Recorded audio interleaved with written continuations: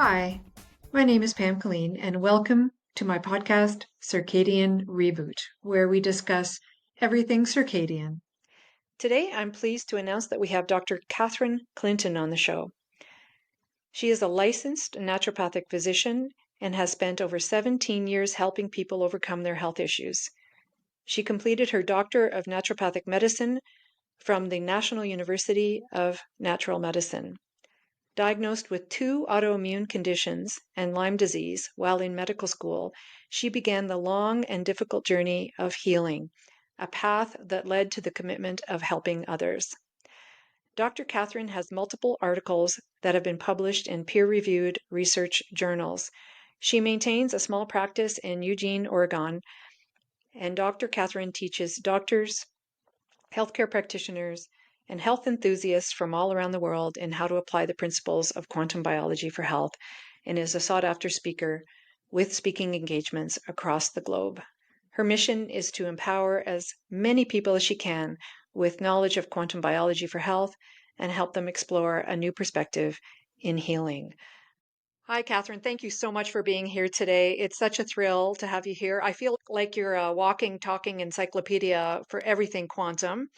And I've been studying a lot of your videos and your website, and I don't even know where to start. You have so much knowledge in this area.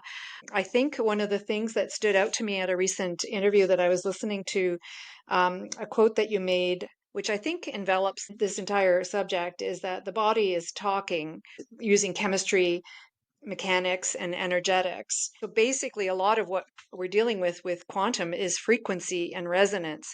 And these terms can be quite foreign to the average person. So I'm wondering if you can just distill it down and help us all understand it. Yeah, definitely. When we're talking about quantum biology, we're talking about a new emerging field in science that is looking at quantum mechanics in a living system. So the first research came out about photosynthetic bacteria and how these bacteria would grab a bit of light, a photon, and get it to the photoreactive center for photosynthesis to occur. But what we now know is that so many living systems, like our own body, utilize quantum mechanics. And we really have been trained. I'm a licensed naturopathic physician. When I was in naturopathic medical school, I was trained that the body works as a chemical mechanical machine. So if we have disease, it's because of a chemical imbalance or a mechanical misalignment. Now, we know that's true, but we also know that that only explains a piece of what's going on. And that's where quantum biology comes in. If you look at the body, we have trillions and trillions of cells, and each one of those cells is completing hundreds and thousands of tasks each second. Mathematically, that's impossible with our current understanding or explanation of this chemical model where you have a chemical key randomly bouncing around a cell until it finds its receptor, unlocks the receptor, and action happens. We know that part's true. The key does fit in there. It unlocks the receptor, action happens. It's the randomness, the bouncing that we are now calling into question. And that's where quantum biology comes in. It speaks of resonance and frequency as a guiding feature to bring that thing to the receptor, to bring that chemical, physical lock to that receptor and unlock action, like 2 tuning forks, right? So if we had 2 tuning forks set at the same frequency and we struck one of them, the second tuning fork would pick up that same frequency and it would start singing that same tone. And that's what we're looking at in the body. This idea that frequency is acting as a beacon.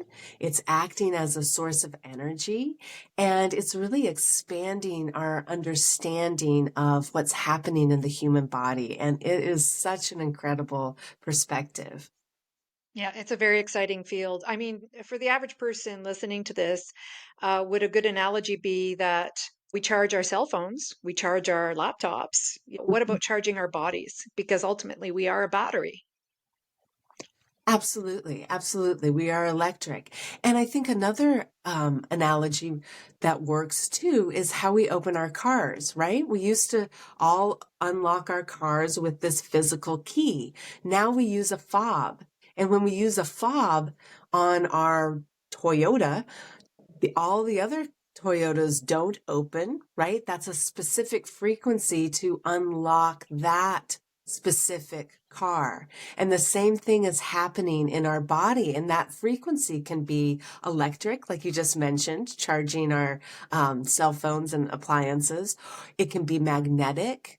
It can be electromagnetic in energy. It can be light. Light is powerful for its effects on the body. It can be sound, and these little phonons of sound. So it's really fascinating. Right. I was very interested in one of your videos about sound because very few quantum practitioners seem to discuss this topic. Yet, sound does penetrate our cells and affect us. I've seen some of the videos I think that you mentioned in your video where you talk about the disarrangement, this chaos of sound that can come out of non-native EMFs versus what we really should be exposed to, which is harmony. And in a sense, that's can be an analogy for our lives and our health. Is that we really want to be in this state of peace and calm, and yet we're surrounded by this chaos, including some very chaotic sounds, if you will. Absolutely. Absolutely. Just like we are pretty aware of the toxicity in our food, in our air, in our water, there's also noise pollution, right? And it's akin to the rhythm of the sun, right? We need that morning sun. We need the afternoon sun. As the sun sets, we need darkness. The same thing can be applied to our understanding of sound. So many different frequencies of sound can be healing, can be beneficial, but so can silence, right? We need silence as much as we need sound. And many of us live in environments that never ever have us experiencing silence. And that can be a problem for the body as well. And you talk about the many pillars of health, one of them being sound. There are several other pillars that you mentioned, including water. You mentioned light already, and we've discussed frequency. I know that you seem to know a lot about deuterium, and I've studied it on my own. And it's a frightening topic, but I love how you make it very practical and get everybody over the fear of potentially taking in too much deuterium or having stored too much deuterium. I agree with you that it can be simple to deal with excess deuterium. But before we get into that, maybe you can discuss what deuterium is. And I think it's a very important topic. It is. It is. And I think that there are a lot of different viewpoints, especially in the realm of quantum biology for health, right? And my take on deuterium, so deuterium is an isotope of hydrogen, and it has almost double the weight of the regular hydrogen that we're used to seeing in our environment. And that means that it can cause issues in our mitochondria. It can slow the mitochondria down. But on the flip side of that, it's also a messaging signal in the body, much like reactive oxygen species that are being created by our mitochondria. They act as messaging signals throughout the body. Too much of those reactive oxidative species, we get oxidative damage. It's not good. It can lead to metabolic issues and a host of ill effects in the body. Same with deuterium, but deuterium is also a signaling molecule in the body. So we want to really understand that nature is intelligent, and we were created with deuterium in our environment, deuterium in our body for a reason. Excess deuterium from modern day sources can be a real problem, right? And where does that come from? It comes from processed foods. It comes from these industrial seed oils, right? So that can be a real problem. And across the board, I think that's something we can just say for so many reasons, we should be avoiding that. We should be getting essential fatty acids, whole fatty acids, saturated fat, whole foods. That idea of sort of shopping from the perimeter of the grocery store and avoiding the aisles of processed foods really applies to our intake of deuterium. And how does the body get rid of deuterium? Well, it gets rid of deuterium from having properly functioning mitochondria, from exercise and movement. And so I think framing it in context where we don't become fearful of deuterium in our body, because deuterium does serve a purpose. Now, in some situations where we're talking about extreme metabolic issues, or like cancer, really watching our deuterium intake or levels in the body can be really helpful. And we've seen this from the research. But for the everyday person who's struggling with less severe health issues and wanting to really improve their health, I think the best approach is really to focus on mitochondrial health, to move the body, and to make sure that we're getting whole foods, whole fats, and really watching our intake of anything processed. Yeah, I was reading some research through, I think it was Beth Israel Hospital, and the research I read really emphasized the importance of good sleep in terms of controlling your level of deuterium in the body. But that actually is redundant to dealing with mitochondrial health, because when your mitochondria aren't healthy, it's really difficult to get a good night's sleep. So some people are using red light therapy, of course, to try to boost their mitochondrial health. But even better is being out in the natural sunlight. And I don't know your take on red light therapy, but certainly the at the pinnacle of it all is being out in the sun, and maybe as a kind of a supplement, if you will, to use red light therapy to try and use some kind of system to perk up our mitochondria. Absolutely, absolutely. And I think when we talk about, so first of all, I completely agree. The sun is our foundational light therapy. That's what we have evolved over millennia with. That is what is really the guiding force in our circadian rhythm and all of those biological functions, thousands of them really, that depend on that alignment with the rhythm of the sun. And that sunrise, sunset is rich in red and infrared light, but it's available at all times when the sun is up, right? Because it's balanced with the other spectrums of visible light, with UV light. But when we're talking about red light therapy, I think we also need to be talking about artificial blue light and this relationship that modern life puts us in. So red light therapy is a wonderful adjunct, right? And can be a powerful tool. Does it replace our relationship with the sun? Absolutely not. But it can be powerful. And we know from the work of researchers like Glenn Jeffrey that red light therapy can be really incredible for blood sugar, for eye health, for just mitochondrial health overall. And the same thing can be said for excess artificial blue light in our environment, that it degrades that mitochondrial health and function and can cause some real issues. And so red light therapy can be used as something to negate or balance that dominant blue light environment that most of us are in modern day life. And it's a wonderful thing to help boost our mitochondrial function. And a lot of the red light devices out there also have infrared spectrums and wavelengths that are incorporated into the device. And those are also wonderful for improving mitochondrial function and for increasing that specialized water that lines our cells, that lines our mitochondria, lines our tissues and fascia throughout the body, sort of creating this network of water and water energy in the body. And what you're talking about is exclusion zone water or fourth phase of water, which was researched by Gerald Pollack.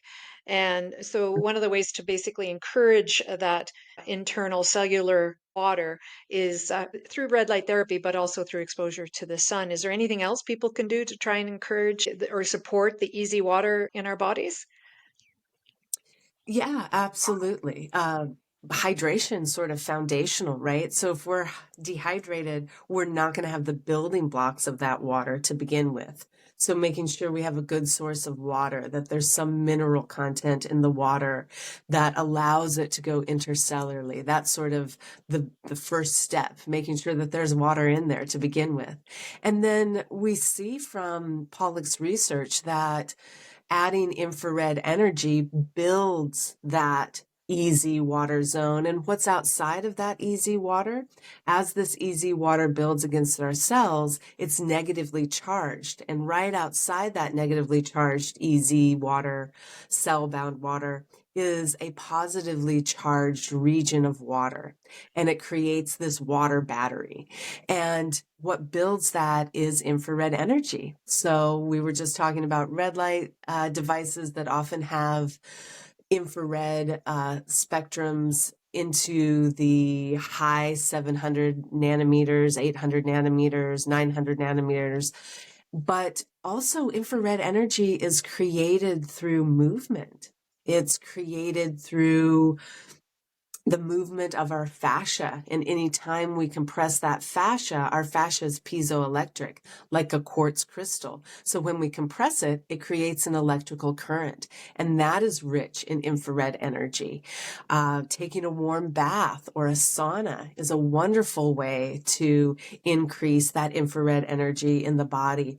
And saunas are wonderful, but not all of us can afford those. But we can take a warm bath. We can put like a folded up towel underneath that bathroom door so the air stays in that bathroom. We can turn on a hot shower to get some steam going, fill the bath with warm water, nice warm water. We're on a well here where I live, so I'm very conscious of water conservation because we can run dry if we use too much. So I can get that sauna effect. I can get that effect of sweating and increasing my body temperature with just a few inches of warm water, really warm water. So it doesn't take much in a warm bath.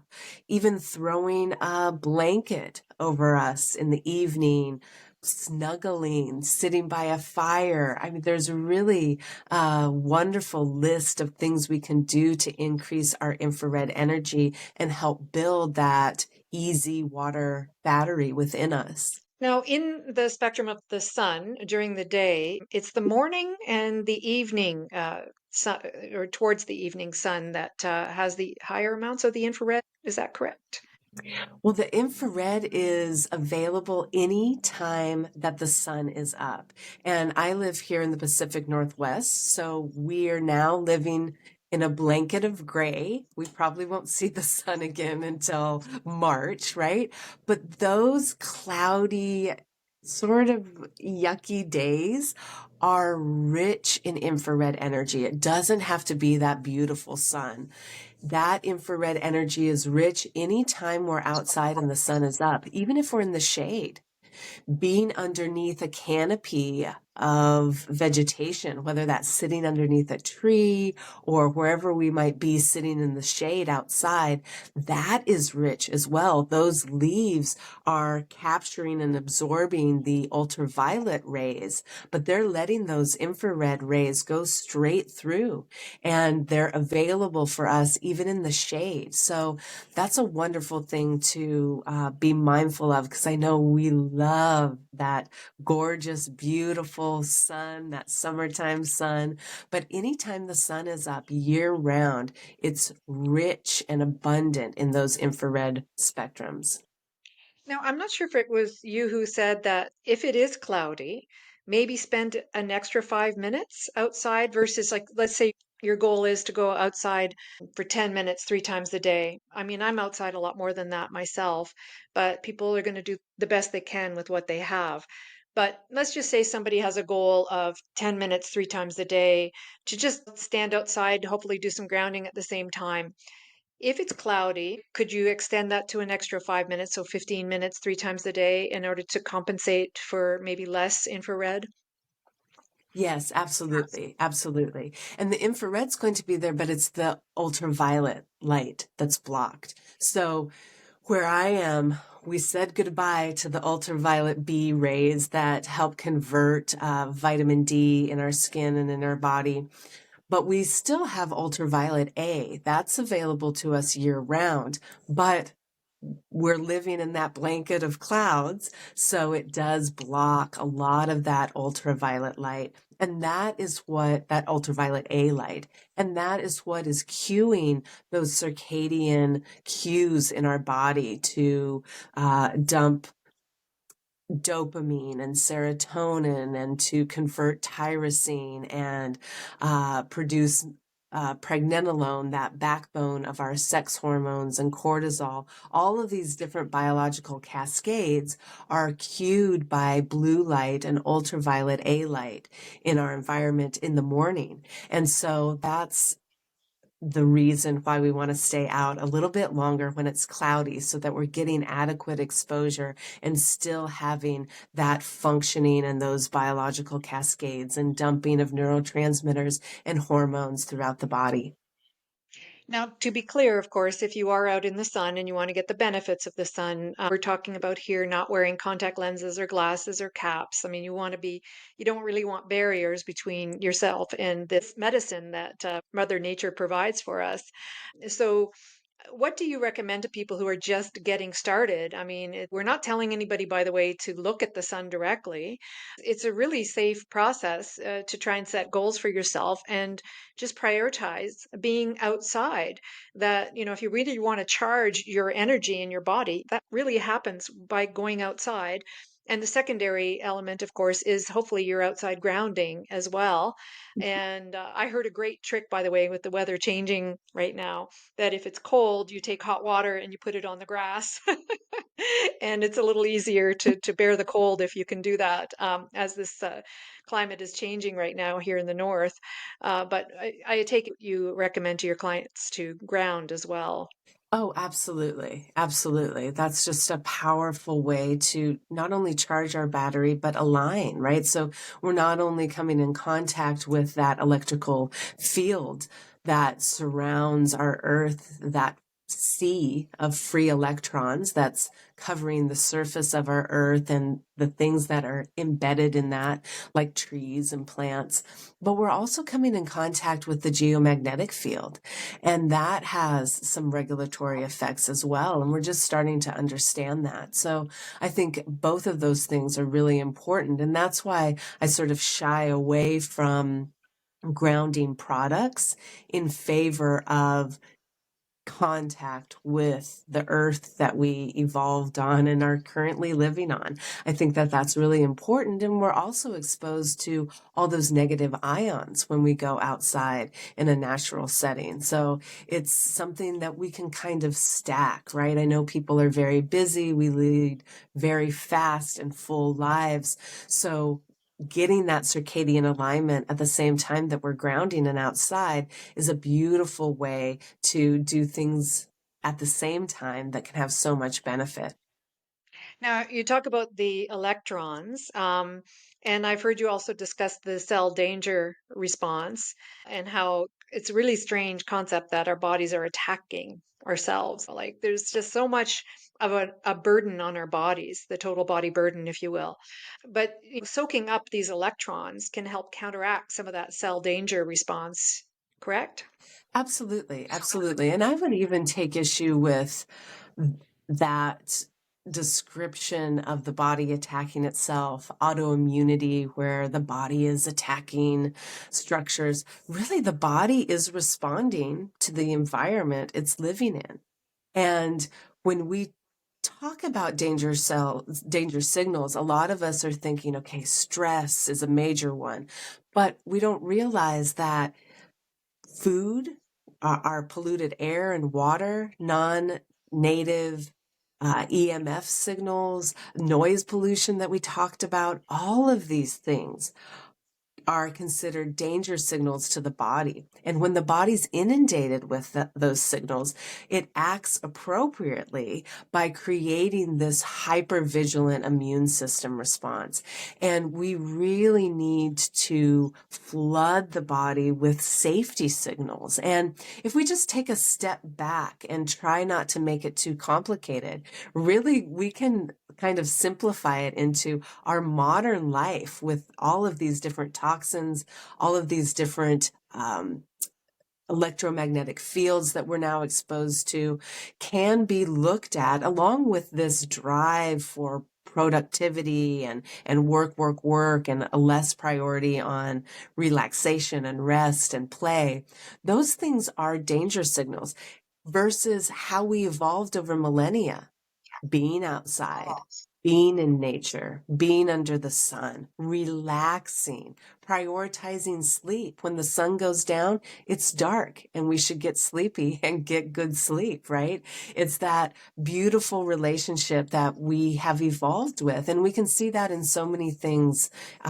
It's here, I'm in the Northern Hemisphere. So where I'm at, we have left the window where my body is making vitamin D. But if I have spent the summer out in sun and adequate sun exposure, safe sun exposure, then I have rich stores of vitamin D. And if I'm taking advantage of the longer nights during fall and winter and really getting abundant release of melatonin and getting that antioxidant and getting that repair, we see this beautiful relationship happening between the two. So that those safety signals come from really how we have evolved as humans. And a lot of our danger signals are from how we are now living our modern life.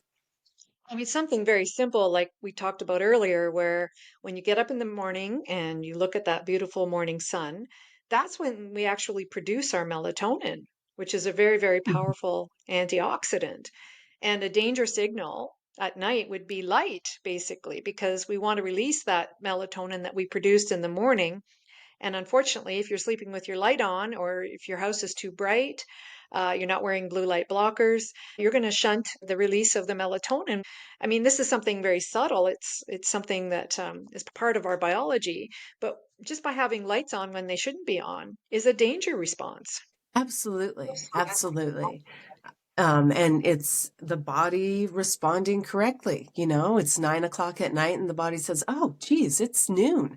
Okay. We got to keep pumping cortisol. We got to keep doing all these things that we really don't want to be doing in the evening and in the darkness. The darkness is so foundational to our biology. It's just as foundational as the light is during the day. And so living out of sync with that light environment, that natural rhythm of the sun, has some really adverse effects on our biology and health. Now, you work with a lot of clients and you have a lot of wonderful courses on your website. What do you really emphasize when you're working with people? Like, what are the nuggets that you would share with people to really prioritize some of these concepts that we're talking about here today? Yeah, absolutely. I think that I really tend to, first of all, everyone's individual, right? And so I'm approaching people as individuals, and there's going to be things that that certain individual is going to benefit from. But overall, in general, we can all benefit from syncing our rhythm with the rhythm of the sun, like we've been talking about, getting that morning light, getting some afternoon light, getting that light as it lowers and the sun sets, and then lowering the lights at night. And here it gets dark before 5 p.m. So we're not living in darkness. We're changing our light to something like this salt lamp behind me. We're lowering the actual angle of the light as another cue that it's not solar noon with the sun right above us, right? We're lowering the lights into something like an orange tone, something you would find in a firelight, right? Again, we don't have to make it complicated. We can think, well, how was it 100 years ago, right? the light of a candle, the light of a fire, lower in the environment, lower in intensity, lower in lux and lumens. That's going to be really important for any human body, right? Going outside and grounding and getting in nature is another one. It has such a powerful impact on our inflammatory system and thus our immune system, our cardiovascular system, our neurological system. I think also tending to this water body within us, making sure that we're truly hydrated, making sure that we're tending to that easy cell-bound water that we talked about. And the third one, or the fourth one, I guess it would be, is creating a frequency internally that is promoting coherence. I'm a big fan of heart coherence exercises. I do them a little bit differently. I've got some on my YouTube channel, but in only a few minutes, you can completely change your biological state by your breath and by your thoughts. So those are the four things that I really prioritize with almost every single one of my patients. And some of my patients are very debilitated. So it doesn't look like they're going outside first thing in the morning. They're opening a door or a window to get that natural light in until they increase their health, and going outside is an option, right? So it's really meeting the person where they are at. But those four things I talk about with every single one of my patients. Right. Yeah. I've been doing a ton of research on the history of heliotherapy or light therapy. And the pioneers of that field would start off really slowly with sun exposure, basically starting with the feet, 5 minutes, Yeah. build it up very, very, very slowly. And back then, of course, they wouldn't have necessarily known or understood potentially things like mast cell activation syndrome, MCAS, or where histamine is potentially out of control kind of thing. So, when you have all of these types of inflammatory issues going on, going out in the sun may have to be a very slow and gradual process as well. Absolutely, Because absolutely. And it should be balanced with that water inside the body, right? That easy water has to be built before that intense sun exposure, or we're getting into that double whammy where we're causing more issues. Absolutely. very interesting. And at this time of the year, Catherine, do you notice that you're maybe sleeping a little bit more as the days are shorter? Oh, definitely. It's one of my things that I just, every season I love that summer sun. I love the energy that it brings, and I'm sad to see it go. But soon after that, I start really relishing that deep sleep, that longer sleep, that invitation to rest more. So it's just a beautiful rhythm that we are a part of. And the more we can sync with that rhythm, the healthier we'll be. Yeah, and that's just one message to people to understand that, yeah, we need to be in sync with these changes that happen with nature. And these are the fundamental issues around our health that I think have largely been ignored because look at the germ theory and the terrain theory back in the 1800s and the debate around that. And then you have the vitamin theory that comes up. And then you have, that these toxins from the pharmaceutical industry are going to make us all wonderfully healthy. So we have had all these theories, but this whole notion of using sun as medicine has evaded us. And I'm really, really happy that this information has come to the surface now. And I'm so thrilled and thankful for practitioners like yourself who have embraced this as part of their practice. And I think it's growing in droves. I don't know if you've noticed, but I mean, it's just growing in droves right now, the interest around learning about circadian biology. I really congratulate you for embracing this, and you do such a wonderful job teaching this information and endorsing it. You're a great ambassador to the field. So thank you so much for the work that you're doing. I'd love to have you back on the show. But before we sign off, I'm wondering if you can share with us what you would perceive to be your perfect circadian day. Oh, that's a great question. My perfect circadian day is waking without an alarm. And I wake a little bit around dawn, right? Before the sun has come over the horizon. And in that sleep state, in that sort of alpha brainwave state, I practice some heart coherence, some gratitude. And then I get out of bed and I go outside. I ground, I see the sunrise, I do a little lymphatic exercise and get those lymphatics moving. I use sound, I use all the things all at once to greet the day. And then I go inside and I fix a breakfast. I fix a protein, fat, fiber rich breakfast to start my day with a lot of energy and fuel for the day.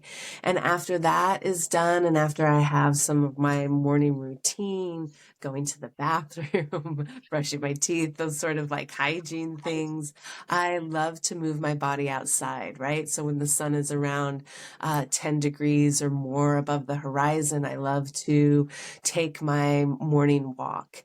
And then I do whatever I'm doing in my day. And I love to eat my meals outside. I love to take my meetings outside. One of the companies I consult with was actually saying, this woman really walks her talk. You know, she's always outside when we're doing our meetings. Oftentimes I'm walking at the same time because it's our lives, it's our bodies. We really have to prioritize what makes us healthy. And then making sure that I'm outside and present when the sun is going down. I also do like to pair that with a little heart coherence and gratitude. And I like to lower the lights at night. I like to increase that infrared energy, snuggling, a warm bath to prepare for that dip in temperature that's so helpful for aligning sleep. And that would be my final step in an ideal circadian day, is getting a restful, deep, restorative sleep. I love it. I love it. Thank you so much for joining me today. And as I mentioned, I'd love to have you back on the show. And let's keep in touch. And yeah, just keep up the great work. Catherine, thank you again. Well, thank you so much for having me. And yeah, absolutely. I look forward to part 2. Thank you for taking your valuable time to join us today. The information provided on my website, community forum, and podcast is intended for informational purposes only and should not be construed as medical advice. We are not licensed medical professionals, and the content shared here is not a substitute for professional medical advice, diagnosis, or treatment. If you are seeking health advice or have specific medical concerns, we strongly encourage you to consult with a qualified medical doctor or healthcare provider. They are trained to evaluate your individual health needs and provide personalized recommendations tailored to your unique circumstances. By accessing and using my website, participating in my member forum, or listening to my podcast, you agree to acknowledge and abide by this disclaimer.